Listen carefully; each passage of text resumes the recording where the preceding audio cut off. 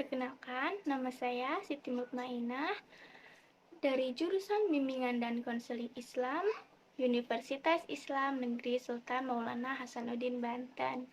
Nah, di sini saya sengaja membuat video ini untuk memenuhi tugas mata kuliah mikro konseling.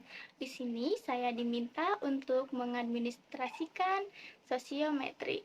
Sebenarnya bukan hanya sosiometri, tapi saya di sini memilih instrumen sosiometri, teman-teman. Nah, jadi buat teman-teman yang pengen tahu nih bagaimana sih pengadministrasian sosiometri, langsung aja yuk tonton videonya dan jangan bosan ya tonton videonya. Nah.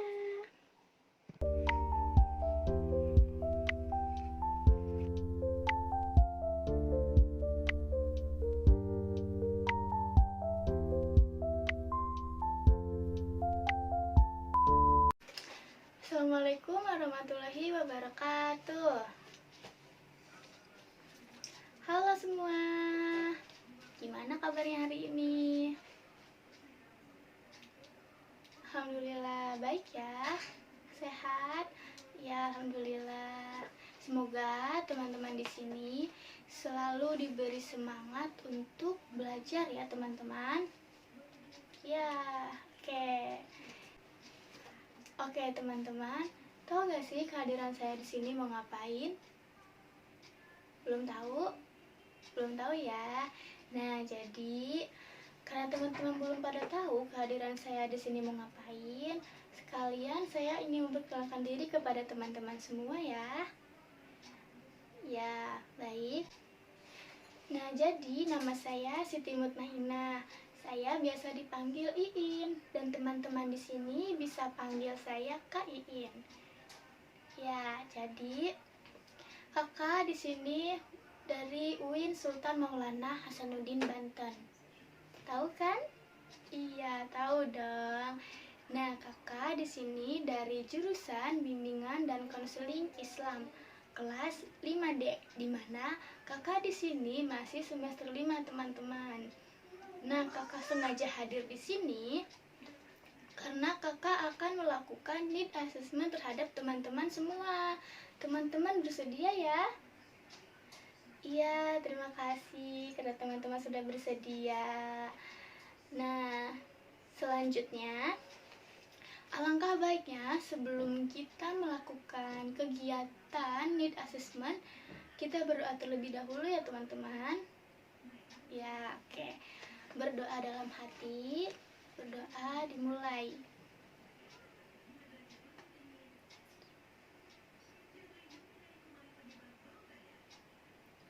Berdoa selesai.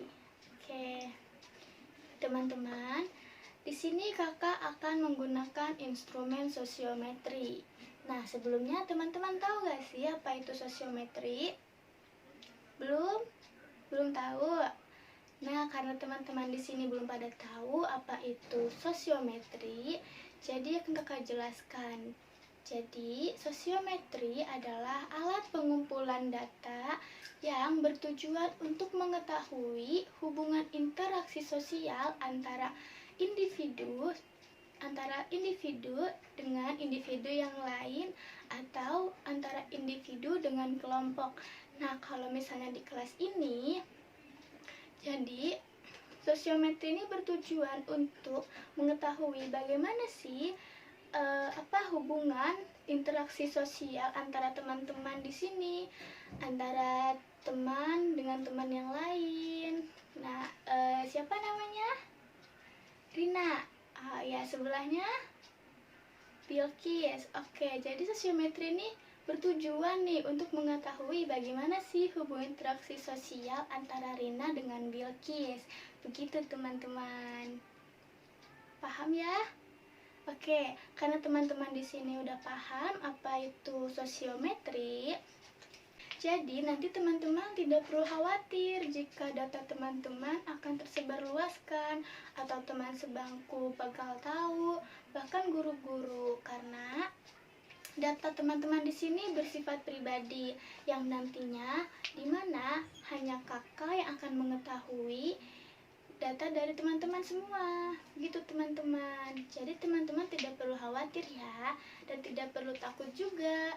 Selain itu, tes sosiometri ini tidak akan mempengaruhi nilai teman-teman, tidak akan mempengaruhi nilai mata pelajaran teman-teman semua. Paham ya? Ya, oke.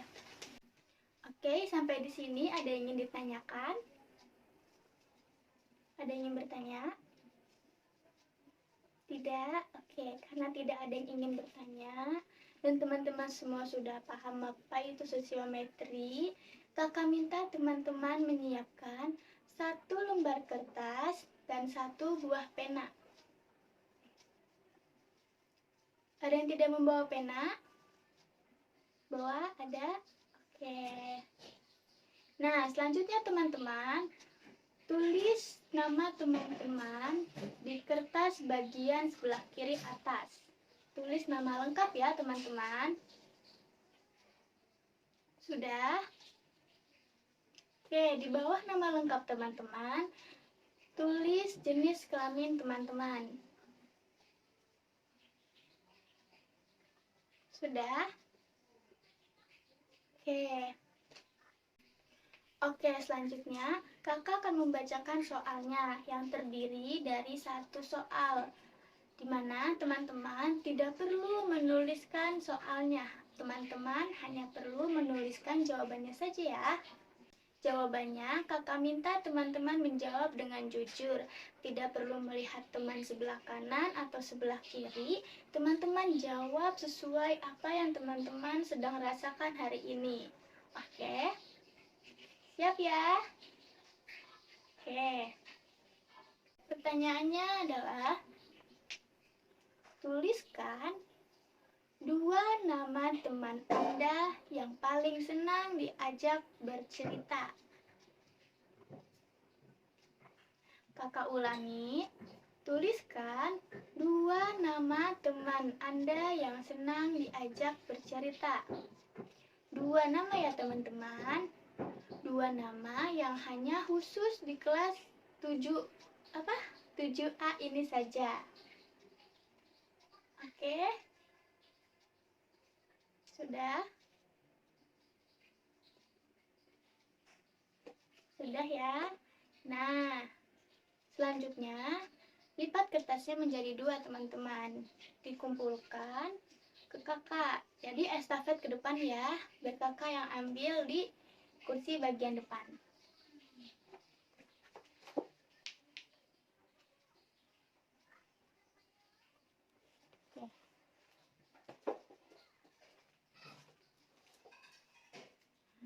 Oke, baik. Sebelumnya kakak ingin bertanya, di kelas 7A ini ada berapa orang teman-teman? Ada berapa siswa? 15?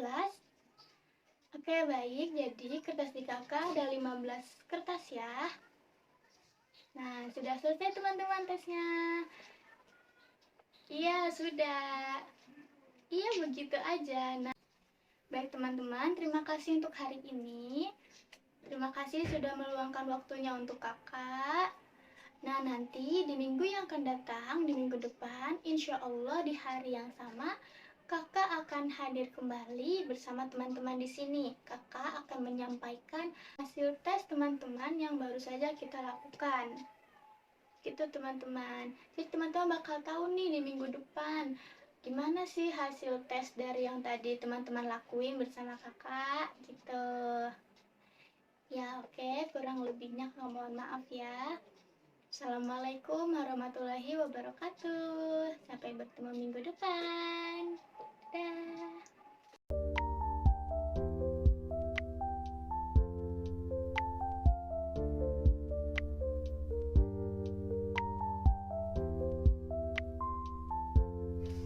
Assalamualaikum warahmatullahi wabarakatuh. Halo semua, bertemu lagi dengan kakak. Apa kabar semuanya? Alhamdulillah, sehat ya. Ya. Oke teman-teman, masih ingat gak nih dengan kakak? Masih? Masih? Alhamdulillah, masih ingat ya? Ada yang lupa? Oke, karena ada yang lupa, jadi kakak perkenalkan diri kembali. Oke, nama kakak adalah Siti Mutmainah. Teman-teman bisa panggil Kak Iin. Iya, Kak Iin. Oke. Nah, sesuai yang sudah kakak sampaikan minggu kemarin, bahwasanya kakak hari ini akan hadir kembali bersama teman-teman. Di sini kakak akan menyampaikan hasil data yang sudah kakak olah, teman-teman. Iya.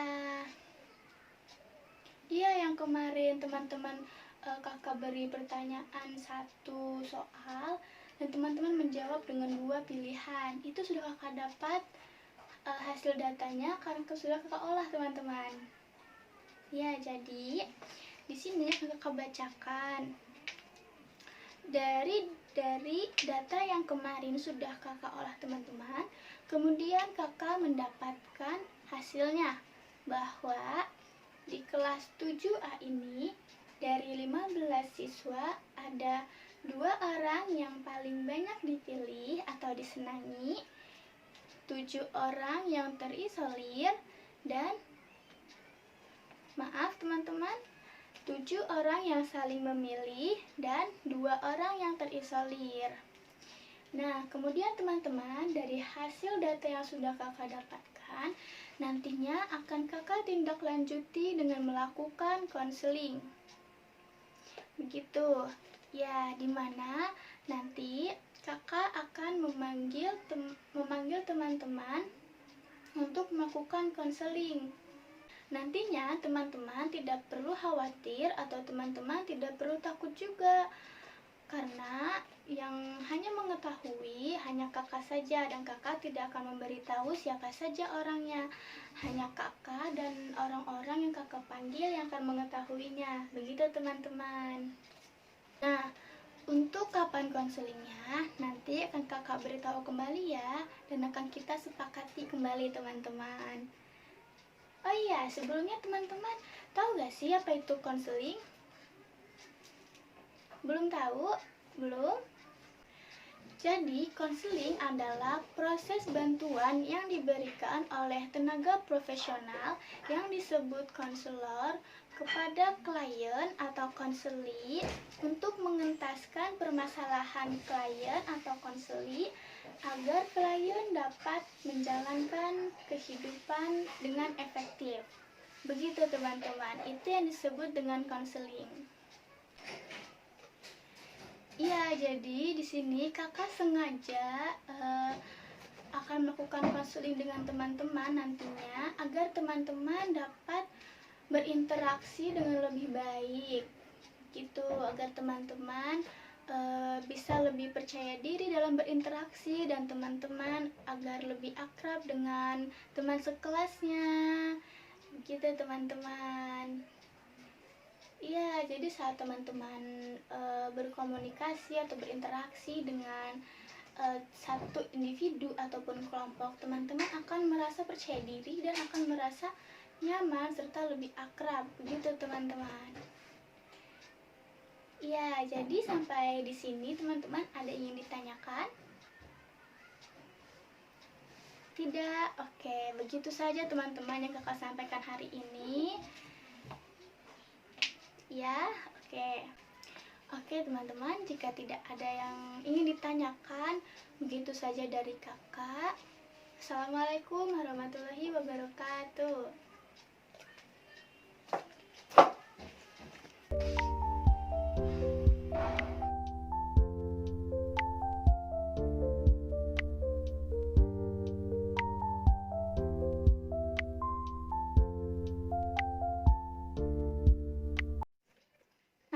Teman-teman, selanjutnya ini dia hasil data yang sudah saya dapatkan dari tes sosiometri kemarin.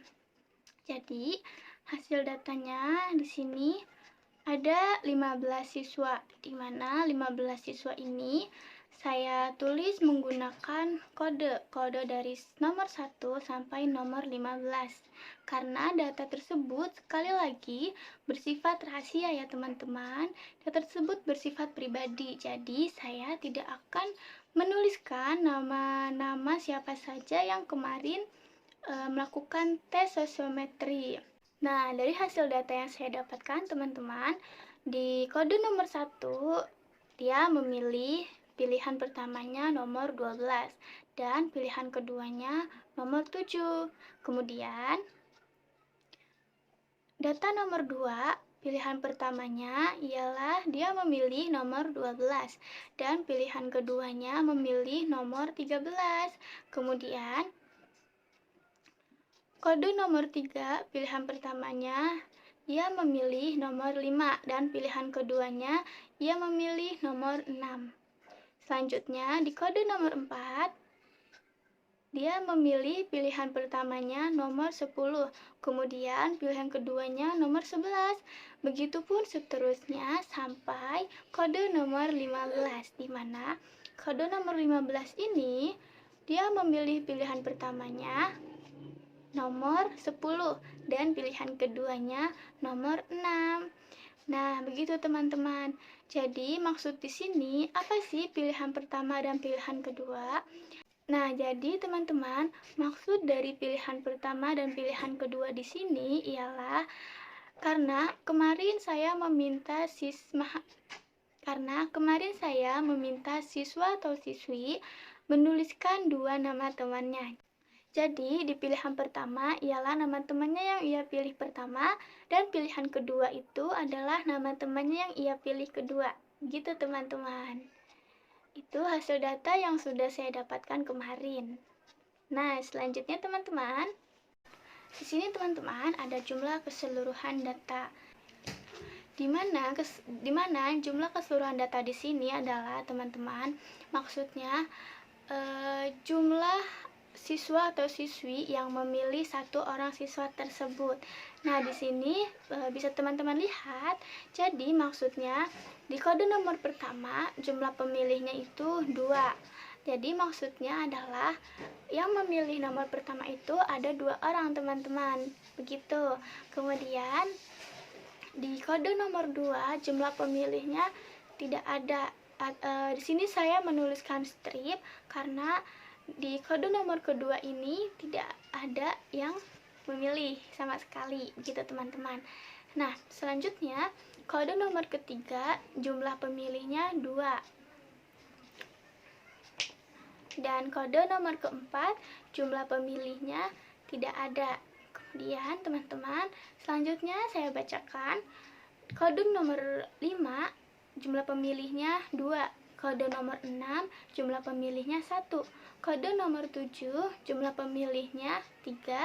Kode nomor 8 jumlah pemilihnya 2.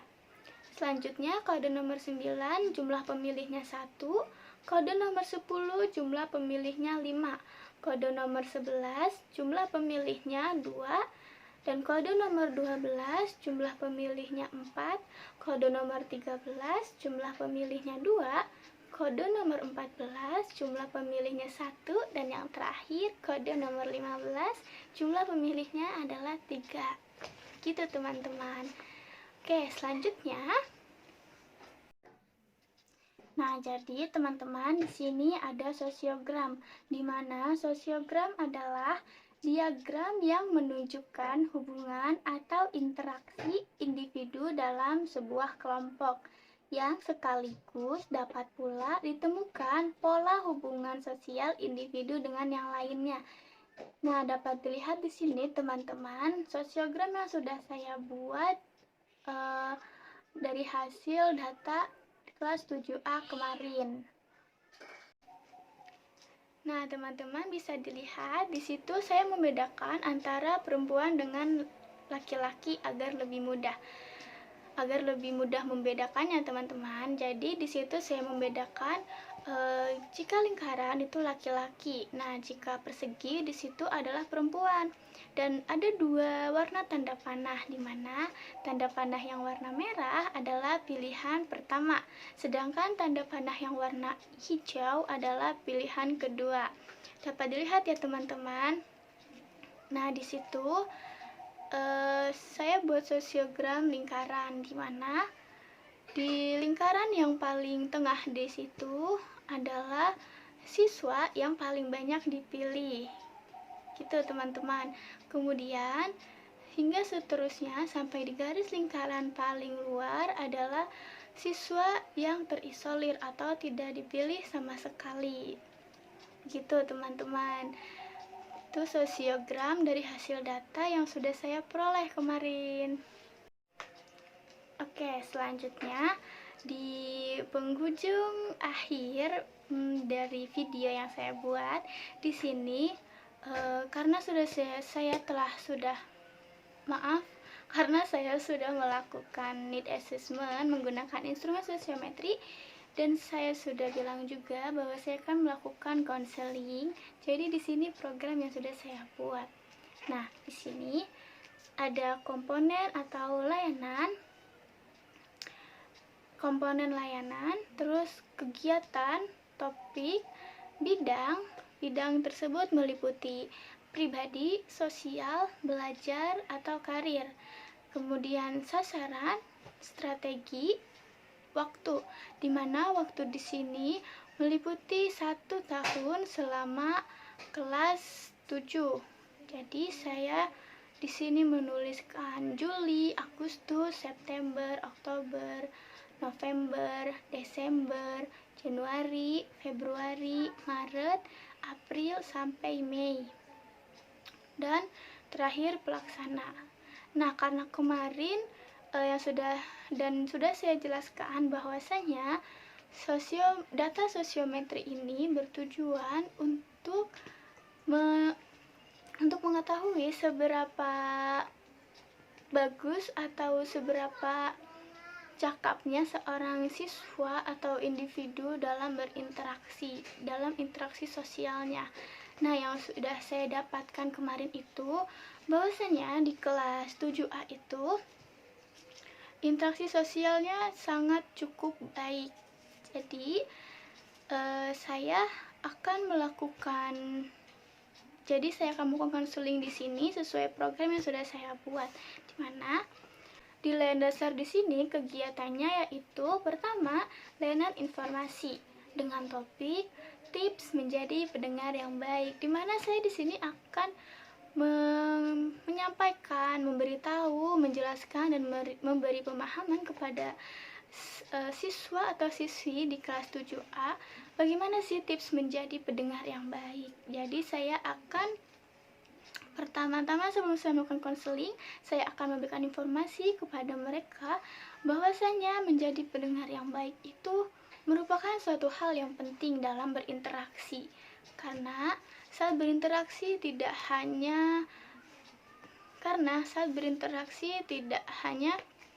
satu arah saja, dimana hanya saya yang berbicara dan tidak ada yang mendengarkan. Seperti itu teman-teman. Contohnya ya itu. Nah, jadi saya akan memberitahu menggunakan layanan informasi. Saya akan memfasilitasi mereka dengan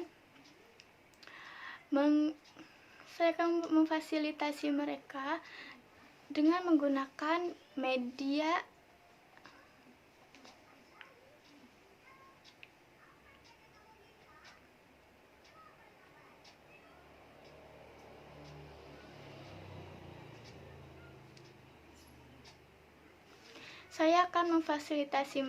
nantinya dengan melihatkan kepada mereka video bagaimana tips menjadi mendengar yang baik. Dan saya akan menjelaskan sedikitnya mengenai bagaimana tips menjadi pendengar yang baik. Nah, layanan dasar tersebut yang merupakan informasi termasuk ke dalam bidang pribadi dan sosial. Gitu. Selanjutnya, sasarannya adalah siswa atau siswi, strateginya individu. Waktunya, karena saya melakukan need assessment-nya di bulan akhir Oktober, maka saya akan melaksanakan layanan informasi tersebut pada bulan November, teman-teman. Dan selanjutnya di layanan dasar adalah layanan bimbingan kelompok. Nah, layanan bimbingan kelompok ini nanti akan saya lakukan per kelompok, atau karena memang di kelas 7A ini hanya 17 orang, maka akan saya gabung menjadi satu kelompok, teman-teman.